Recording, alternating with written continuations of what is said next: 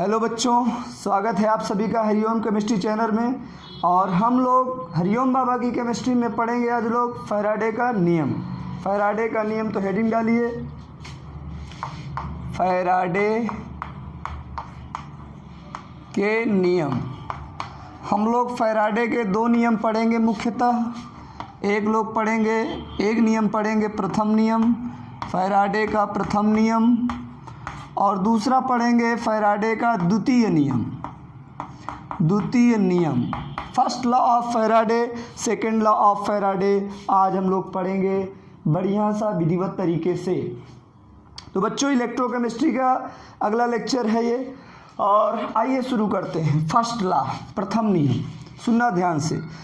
सबसे पहले first law of Faraday, Faraday का प्रथम नियम हम लोग पढ़ने जा रहे हैं। प्रथम नियम पढ़ेंगे बच्चों, W डायरेक्टली प्रोपोर्शनल Q, यही है फैराडे का पहला नियम। अब आप कहेंगे सर ये समझ में नहीं आया, W डायरेक्टली प्रोपोर्शनल Q इतने होगा। तो आइए मैं इसका पूरा पोस्टमार्टम करता हूँ आप सबके सामने, और इसका पोस्टमार्टम करके दिखाऊंगा कि W डायरेक्टली प्रोपोर्शनल Q का मतलब क्या है और फैराडे का नियम है का, कहाँ तक जाता है। आइए देखते हैं मेरे बच्चों, W क्या है। इलेक्ट्रोडों पर, एक एक शब्द सुनना ध्यान से। इलेक्ट्रोडों पर ऑक्सीकृत व अपचयित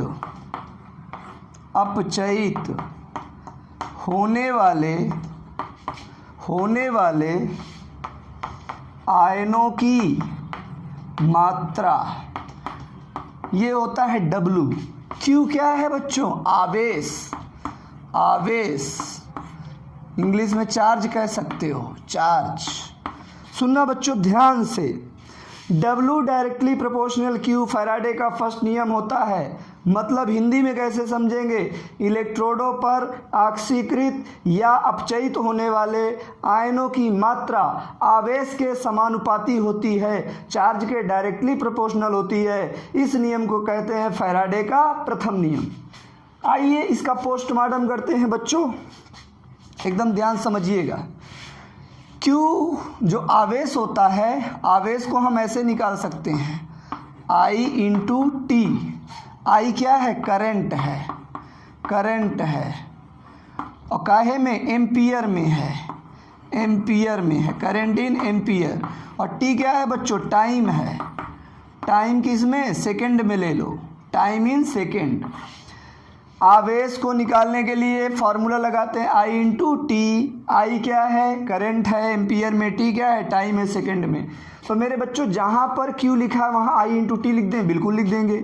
तो W डायरेक्टली प्रोपोर्शनल Q की जगह में I इंटू टी, एक फार्मूला बन गया। W बराबर I गुणित्ते टी, बराबर नहीं, proportional. W proportional I into T. बच्चों जब प्रोपोर्शनल हटाएंगे तो कोई ना कोई नया शब्द आएगा। W is equal to Z into I into T. अब Z क्या है? इसको बोला जाता है विद्युत रासायनिक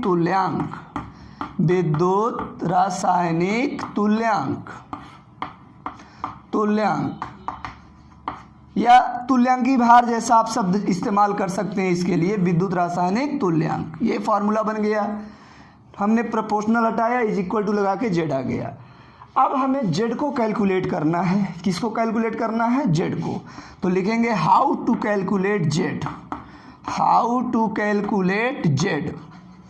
Z को कैसे कैलकुलेट करेंगे? तो फटाफट इसका स्क्रीनशॉट लीजिए, और उसके बाद मैं आपको Z को कैलकुलेट करना सिखाता हूँ। वीडियो को रोककर स्क्रीनशॉट ले लीजिए, या तो इसको लिख लीजिए, जैसा आपकी इच्छा करे। चलिए मैं मिटाता हूँ इसको। रो रही आँखें मेरी, हंसता जमाना है, मुश्किलों में घिर गया तेरा दीवाना है, आजा अब तो थाम ले। हाँ भैया देखो, अब हम लोग कैलकुलेट करेंगे Z। तो कैलकुलेशन ऑफ Z। जेड। विद्युत रासायनिक तुल्यांक का कैलकुलेशन कैसे करेंगे, सुनिए ध्यान से। तो बच्चों कैलकुलेशन की स्पेलिंग तो ठीक लग रही है, देख लेना, गलत हो तो बताना। देखो बच्चों सुनो, मान लो, इसको देखने से पहले एक चीज़ आपको और जानना पड़ेगा, दो चीज़ें और जानना पड़ेगा।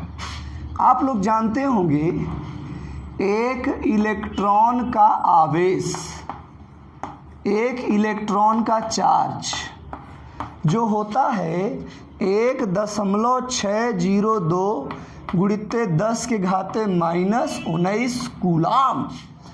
सी है ये, क्या है सी, और सी देखकर कार्बन समझे हो क्या, कार्बन नहीं है, कूलाम है, कूलाम। देखो बच्चों, एक इलेक्ट्रॉन का आवेश 1.602 गुणित्ते 10 के घाते -19 होता है। एक मोल इलेक्ट्रॉन बराबर होते हैं 6.023 गुणित्ते 10 के घाते 23। ये होता है एक मोल इलेक्ट्रॉन में, एक मोल इलेक्ट्रॉन बराबर इतना, और एक इलेक्ट्रॉन का आवेश इतना होता है। देख लूँ मैं वीडियो में कोई समस्या तो नहीं है? जी नहीं, बिल्कुल समस्या, एकदम दमदार वीडियो बन रहा है। अब भैया देखो मेरे प्यारे प्यारे मित्रों, सुनो ध्यान से। अगर मैं कह दूं एक मोल इलेक्ट्रॉन का आवेश बताइए, तो सुनो बच्चों, एक इलेक्ट्रॉन का आवेश है और एक मोल इलेक्ट्रॉन, ये मतलब इन दोनों का हम क्या कर दे, गुणा, तो हमें मिल जाएगा एक मोल इलेक्ट्रॉन का आवेश। चलो कर देते हैं। तो मेरे बच्चों 6.023 गुणित 10 के घाते 23 मल्टीप्लाइड बाई 1.602 इंटू 10⁻⁻19, ये करेंगे तो हमें एग्जैक्ट वैल्यू आप करके देख लीजिएगा, 964.86 कूलाम के आसपास आएगी। इतना आप लोग देख लीजिएगा, इसी के आसपास हमारा ये मान आने वाला है, इसी के एग्जैक्ट लगभग आएगा। चलो 8-6 के आसपास। लेकिन जो हमारा NCERT कहता है, जो हमारी NCERT कहती है, वो कहती है भैया इसको आप पूरा पूरा मान लो 965.00 कूलाम। तो ये मान के हम लोग सवाल लगा देते हैं। अब सुनना ध्यान से मेरे बच्चों, इस मान को कहते हैं फैराडे। क्या कहते हैं बच्चों? फैराडे। और फैराडे को रिप्रेजेंट करते हैं यफ से। किससे? यफ से। अगर हम कहें यफ, यफ माने फैराडे, फैराडे बराबर क्या क्या लिया हमने? एवोगैड्रो नंबर लिया, Na लिया, इनटू ये क्या है? इलेक्ट्रॉन का आवेश। तो क्या कहेंगे? इलेक्ट्रॉन का आवेश, आवेश। और इन दोनों का हमने गुणा कर दिया तो मिल गया फैराडे। तो आज के बाद याद रखेंगे, एक मोल इलेक्ट्रॉन का आवेश 965.00 कूलाम। कितना होता है? 965.00 कूलाम। जल्दी से इसका स्क्रीनशॉट लीजिए, जल्दी से इसको देखिए, उसके बाद मैं आपको आगे लेकर के चलता हूँ। अलग दुनिया बसाते हैं हम लोग अपनी अपनी, सब लोग। चलो मिटा दिया जाए। बिल्कुल बिल्कुल बिल्कुल, गुणा भाग करिएगा भाई ज़रूर इसको, और देखिएगा, समझिएगा, तब मुझसे बात करिएगा। जल्दी इसको लिखें या नोट करें, मैं आपके लिए साइड में खड़ा हूँ थोड़ी देर के लिए। चलो अब मैं इसको जा रहा हूँ मिटाने। अब देखो बच्चों, हम लोग जेड का कैलकुलेशन कैसे करेंगे, आओ देखते हैं। मान लो हमारे पास सोडियम भाई साहब हैं, और सोडियम कैसा चार्ज? Plus charge. इलेक्ट्रोलाइटिक सेल पढ़ाएं आपको, इलेक्ट्रोलाइटिक सेल में प्लस चार्ज और माइनस चार्ज होता है। प्लस चार्ज कैथोड की तरफ जाता है, एक इलेक्ट्रॉन गेन करता है और एलिमेंट्री स्टेट में आ जाता है। तो यहाँ प्लस चार्ज था, एक इलेक्ट्रॉन लेगा और क्या बना देगा? सोडियम। यही तो मुक्त होता था हमारे कैथोड पर, और माइनस होगा तो एनोड पर। पिछला लेक्चर आप लोग देख सकते हैं उसके लिए। अब देखो बेटा, यहाँ पर क्या कहेंगे? इलेक्ट्रॉन से पहले कुछ नहीं लगा है, तो यहाँ बोलेंगे एक मोल इलेक्ट्रॉन, एक मोल इलेक्ट्रॉन को हमने प्रवाहित कराया तो हमें सुनना ध्यान से 1 मोल सोडियम प्राप्त हुआ। 1 मोल सोडियम प्राप्त हुआ। 1 मोल इलेक्ट्रॉन प्रवाहित कराने पर 1 मोल सोडियम प्राप्त हुआ। 1 मोल सोडियम अर्थात 1 इलेक्ट्रॉन इसको देने पर 1 मोल सोडियम हमें मिला। तो 1 मोल इलेक्ट्रॉन का आवेश कितना होता है? 965.00 कूलम। और 1 मोल सोडियम का मात्रा कितना होता है? 23 ग्राम। मोल कॉन्सेप्ट में आप लोग पढ़े होंगे, आप यहाँ से देख सकते हैं। एटॉमिक नंबर होता है 11 और एटॉमिक वेट 23, वही मैंने ग्राम में लिख दिया है उसको, 23 ग्राम। 1 मोल सोडियम 23 ग्राम, 1 मोल इलेक्ट्रॉन का आवेश इतना। अब हम कहेंगे ZNA, सोडियम का ZNA निकालना है तो क्या कहेंगे? 23 ग्राम और ये 965 कहाँ चला जाएगा? बटे में 965.00। बोलिए बात सही है? बिल्कुल सही है भैया, बिल्कुल सही है। उसके बाद एक चीज़ और यहाँ पर ध्यान देना है कि ये जो आवेश है, इस आवेश को यहाँ मल्टीप्लाई करना है। मतलब आवेश कह लो चाहे वैलेंसी कह लो, वैलेंसी कह लो, वैलेंसी को क्या कर देना है? मल्टीप्लाई यहाँ कर देना है और इस प्रकार आपका निकल के आ जाएगा Z। सुनना ध्यान से। अब एक चीज़ और जान लो बच्चों, सब लोग ध्यान देंगे Z को निकालने के लिए एकदम कायदे से, केयरफुली। मेरे बच्चों यहाँ पर आप फार्मूला बनाइए। क्या बनाइए? फार्मूला।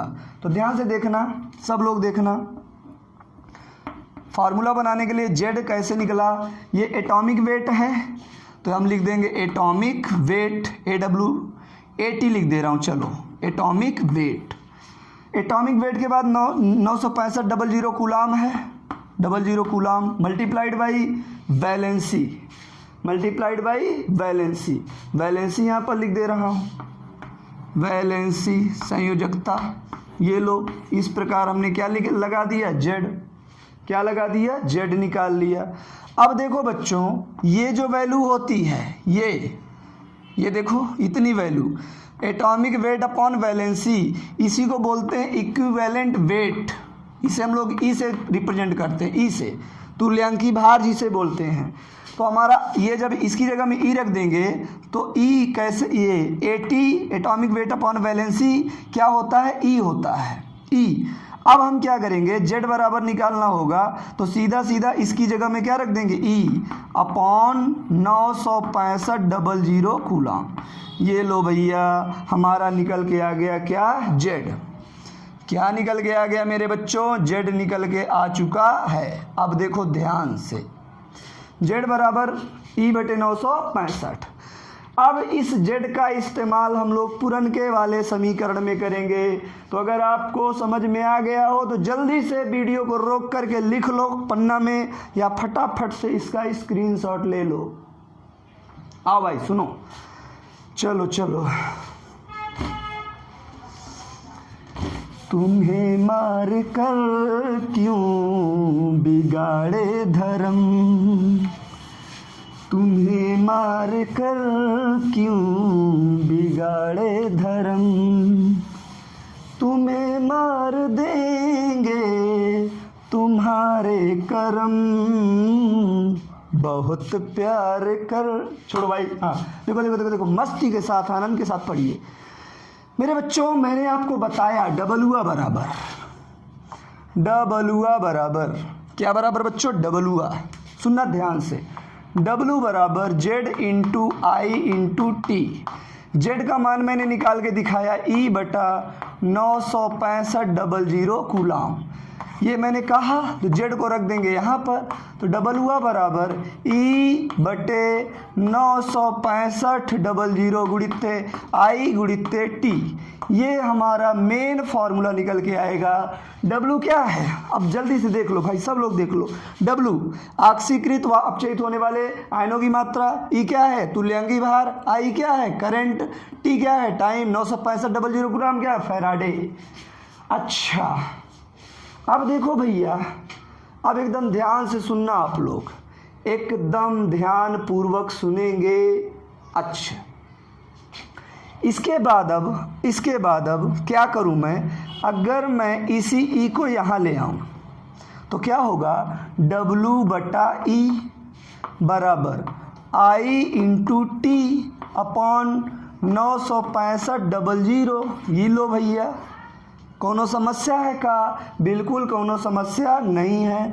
अगर मैं कह दूं I यानी करंटवा, टी यानी टाइमवा, दोनों हो जाए कांस्टेंट, स्थिर हो जाए भैया, मतलब हम कितना इनमें भाग दे ले 965 से, वो बदले ही ना, फिक्स हो जाएं, कोई परिवर्तन ना हो, जड़ हो जाएं। तो बच्चों हम कहेंगे देंगे ये पूरा मान भी क्या हो जाएगा, कांस्टेंट हो जाएगा। तब लिखेंगे W/E और यहाँ पर बोलेंगे कांस्टेंट, स्थिर हो जाएगा। अब इसी बात को हम ऐसे भी लिख सकते हैं, जब ये कांस्टेंट हो गया तो ई को यहाँ ले जाएंगे तो हम लिख सकते हैं W डायरेक्टली प्रोपोर्शनल ई, W ई के समानुपाती होता है। और बच्चों यही नियम है फैराडे का द्वितीय नियम। ये लो भैया, इसी को कहते हैं फैराडे का दूसरा नियम। अब पहल का नियम क्या था, W डायरेक्टली प्रोपोर्शनल Q, और दूसरा क्या है, W डायरेक्टली प्रोपोर्शनल E। अब आप कहेंगे सर परिभाषा कैसे लिखें, तो देख लो मेरे बच्चों, परिभाषा आप बना लेना, सुन लो। इलेक्ट्रोडों पर ऑक्सीकृत व अपचयित होने वाले आयनों की मात्रा तुल्यांकी भार के समानुपाती होती है। लो फैराडे का द्वितीय नियम निकल के सामने आ गया हमारे। अब सुन लो बच्चा, हमने क्या कहा, यहाँ से उठा रहा हूँ, यहाँ से देखना। जैसे हम ले रहे हैं, ए कोई पदार्थ है, आयन है, इलेक्ट्रोलाइटिक सब्सटेंस है, बी है, सी है। इनके लिए फार्मूला प्रूफ करता हूँ यहाँ से। तो कैसे लिखेंगे, WA/EA बराबर WB/EB बराबर WC/EC और इज इक्वल टू कांस्टेंट कर देंगे, कांस्टेंट। ये लो भैया, WA का मतलब है एक के आयनों की मात्रा, EA का मतलब है ए का तुल्यांकी भार, बढ़िया। बी के आयनों की मात्रा, EB क्या है, बी का तुल्यांकी भार। इसी प्रकार बढ़ता चला जाएगा। और ये हो गया फैराडे का दूसरा नियम। क्या मेरे बच्चों मेरा ये प्रयास पसंद आया, ये वीडियो मज़ेदार लगा? पढ़िएगा, नोट्स बनाइएगा और ज़रूर बताइएगा कि हमारा ये प्रयास कैसा लगा। अगर आप हमारे हंडिया प्रयागराज के सेंटर में ऑफलाइन पढ़ना चाहते हैं तो आइए कांटेक्ट करिए 7398071171 पर, और ये नंबर पे कांटेक्ट करिए और आकर के आप एडमिशन लेके ऑफलाइन पढ़ाई कर सकते हैं। बाकी ऑनलाइन तो मैं पढ़ा ही रहा हूँ। पढ़िए, मज़े लीजिए, कोई दिक्कत हो हमसे संपर्क करिए, यानी हरिओम सर से संपर्क करिए। फिर मिलूंगा अगले लेक्चर में। Thank you so much.